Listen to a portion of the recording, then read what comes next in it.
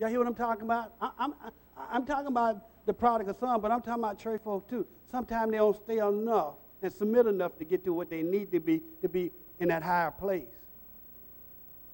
So they got around their friends. He got around his friends, and in his riotous living, all his buddies and friends, amen. Then when all the money was gone and the food was gone and they didn't have no place to sleep, he was sleeping with the swine.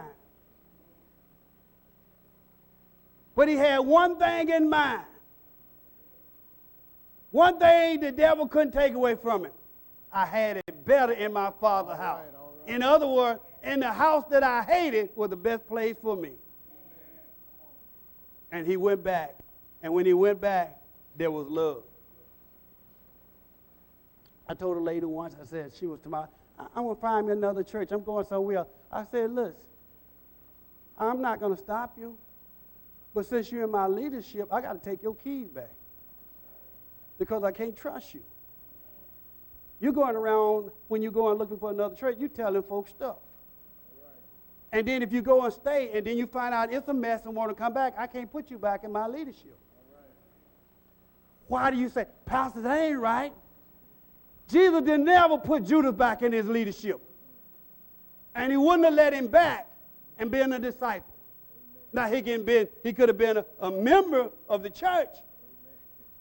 Well, let's go on. Say principles. There's certain principles you have to operate off, even if it hurts you. Read. Why did you not obey the Lord? Why did you pounce on the plunder and do evil in the eyes of the Lord? Wow. He didn't think he was doing evil, did he? Make a sacrifice, but they don't give God the obedience that he needs.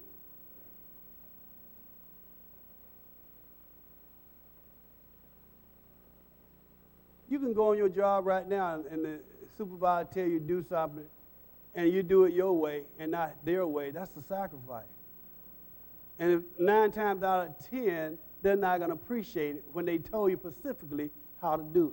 Amen. You're a supervisor, right? Amen. Do you want to sacrifice on the job? Do you want to be obedient? Amen. And children, but if they keep giving a sacrifice, you ain't going to feed them because they taking it out their mouth when you put a bad report and get rid of it.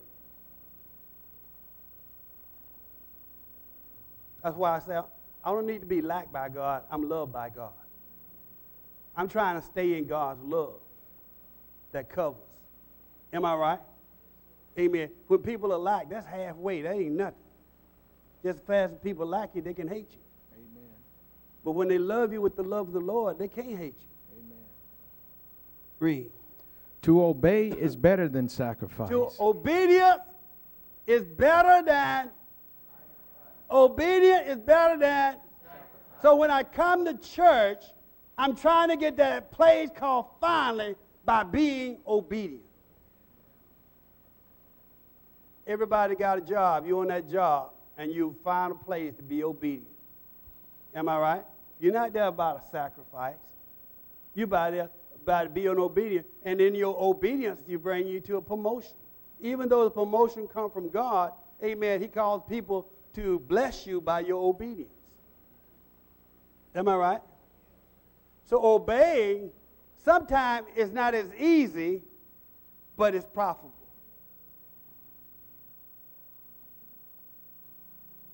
So now, say stages.